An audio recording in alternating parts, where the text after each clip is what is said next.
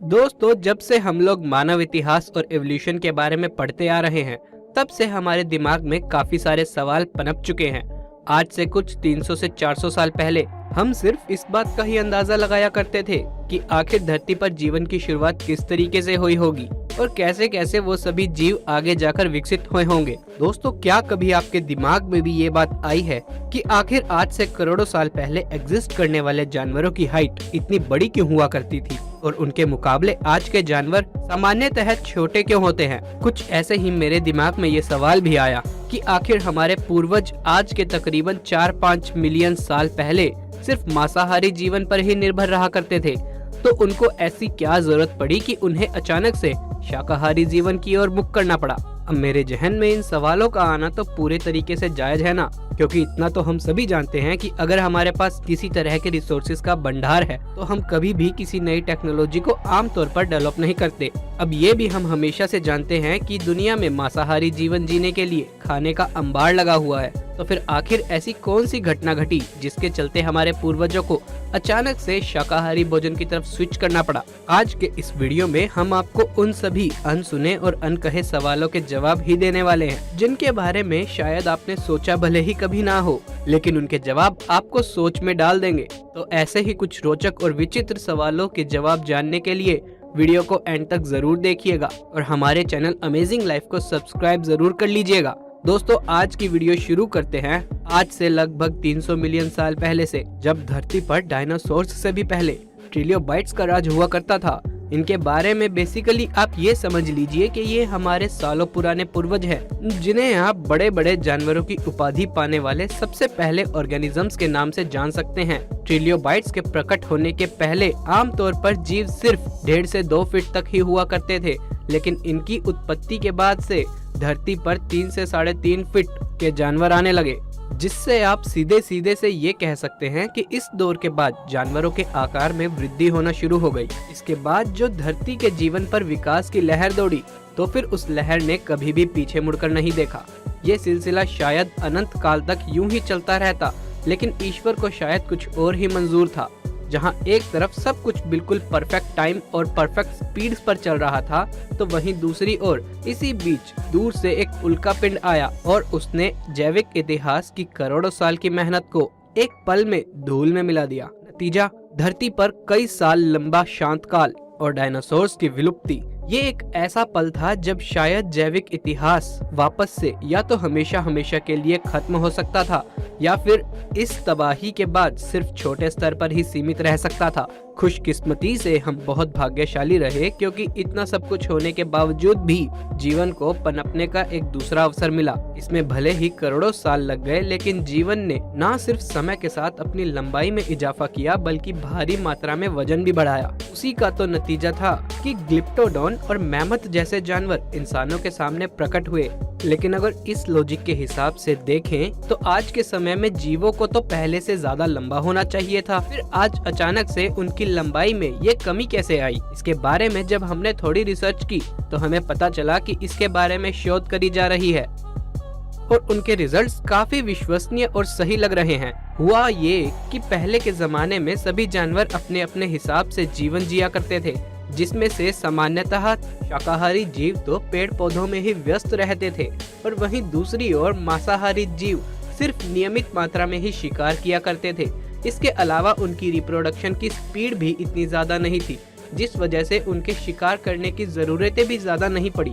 पर ये सब कुछ बदल सा गया था जब धीरे धीरे आज के लगभग 1.5 मिलियन साल पहले अर्ली ह्यूमंस धरती पर आए, जब उन्होंने आज से तकरीबन 15 लाख साल पहले शिकार करने की काबिलियत हासिल कर ली। तब उन्होंने इसी काबिलियत के दम पर कई बड़े बड़े जानवरों को अपना शिकार बनाना शुरू कर दिया। हमारे पूर्वजों के ऐसा करने के पीछे मुख्यतः 2 कारण थे। पहला तो ये कि उनके पास ऐसी तकनीकें थी और ऐसे हथियार हुआ करते थे जिसकी मदद से वो बड़े बड़े जानवरों का बड़ी ही आसानी से शिकार कर लिया करते थे। इसके अलावा बार बार किसी एक जानवर का या फिर छोटे छोटे जानवरों का शिकार करने से अच्छा था कि हमारे पूर्वज एक ही बार में किसी बड़े जानवर की हत्या कर ले। इससे न सिर्फ हमारे पूर्वजों की एनर्जी बची, बल्कि उन्हें जीवन के बाकी कार्यों के लिए समय भी मिल गया। अब इंसानों की उत्पत्ति से पहले का सिनेरियो कुछ इस तरह था कि जितने भी जीव उस समय एग्जिस्ट किया करते थे वो एक नियमित मात्रा में ही रिप्रोडक्शन की प्रक्रिया को अंजाम दिया करते थे, जिससे कभी भी धरती पर इंस्टेबिलिटी नहीं आई। पर उन्हीं जानवरों के मुकाबले इंसानों ने अपनी जनसंख्या को बहुत ही ज्यादा तेजी से बढ़ाया, जिसकी वजह से न सिर्फ हमारी जनसंख्या में अत्यधिक वृद्धि देखने को मिली, बल्कि हमारी खपत में भी बहुत बड़ा उछाल आया। अब ज्यादा खपत का मतलब ज्यादा खाने का इंतजाम, और उस वक्त खाने का इंतजाम सिर्फ जानवरों के मांस के माध्यम से ही किया जा सकता था। इसी कारणवश अपना और अपने परिवार का भरण पोषण करने के लिए जहां पहले एक इंसान सिर्फ एक जीव का शिकार किया करता था, उसने धीरे धीरे अपने पूरे परिवार का पेट भरने के लिए 2 से 3 विशालकाय जीवों को एक दिन में मारना शुरू कर दिया। और ऐसे ही न जाने कितने जीव थे जिनका आकार आज के जीवों के मुकाबले बहुत बड़ा हुआ करता था, पर क्योंकि हम इंसानों ने उन्हें इतनी अधिक तेजी से मारा कि धीरे धीरे उनकी जनसंख्या धरती पर कम होने लगी। और फिर एक वक्त ऐसा भी आया जब ये पूरे तरह से धरती पर से विलुप्त हो गई। यही कारण है कि ज्यादा से ज्यादा जीव आज के तकरीबन 1.5 मिलियन साल पहले ही विलुप्त होना शुरू हो गए थे, क्योंकि दुर्भाग्यवश हमारे पूर्वजों ने ही उनकी हत्या के पैमानों को जरूरत से ज्यादा बढ़ा दिया था। अब अगर विशालकाय जानवरों की जनसंख्या में कमी आ गई तो जाहिर सी बात है कि एक वक्त ऐसा भी आएगा जब इंसानों को पेट काटने की आवश्यकता पड़ जाएगी, यानी उनके डेली न्यूट्रिशन में कमी आई। पोषण की कमी का ये असर इंसानों के अलावा जानवरों में भी देखने को मिला, और ये भी एक मुख्य कारण था कि धीरे धीरे जो जानवर पहले विशालकाय हुआ करते थे उनका आकार पहले के मुकाबले अब कम हो गया। उदाहरण के तौर पर जैसे आज के शेरों के लिए ये अनुमान लगाया जाता है कि वो पहले के जमाने में 2 से 3 फीट या इससे भी ज्यादा लंबे हुआ करते थे, पर शायद पोषण में आने वाली कमी के कारण धीरे धीरे पीढ़ी दर पीढ़ी उनका आकार कम होता गया, और फिर एक समय ऐसा आया कि वो जैसे आज दिखते हैं उतने छोटे हो गए। हालांकि इंसानों को भी इससे काफी संघर्ष करना पड़ा। एक वक्त तो ऐसा भी आया जब उनके आसपास के सारे जीव लगभग खत्म हो चुके थे। ये भी एक ऐसा पल था जब शायद पूरी मानव सभ्यता भुखमरी के कारण खत्म हो सकती थी, लेकिन वो कहा जाता है ना कि आवश्यकता ही आविष्कार की जननी होती है। ऐसा ही कुछ हम इंसानों के केस में भी हुआ, जब हमारे पूर्वजों ने ये देखा कि अब सिर्फ दूसरे जानवरों का मांस खाने के भरोसे उनका जीवन यापन संभव नहीं है, तो मजबूरी में ही सही पर उन्होंने एक ऐसे शांति प्रिय तरीके को खोज निकाला जिसके कारण आज दुनिया भर के लाखों किसान मौजूद हैं। और शिकार करने के उसी अल्टरनेट का नाम था फार्मिंग। जब हमारे पूर्वजों के पास खाने की बहुत ज्यादा कमी हो गई तो उनके पास किसी नए भोजन को खोजने के अलावा और कोई चारा ही नहीं बचा। मजबूरी में जब उन्होंने शुरुआत में पेड़ पौधों की ओर रुख मोड़ा तो शुरुआत में भले ही उन्होंने जंगलों में मौजूद पहले ही उगे हुए फलों को खाया, पर जब उन्हें इस बात का एहसास हुआ कि इसे हम लोग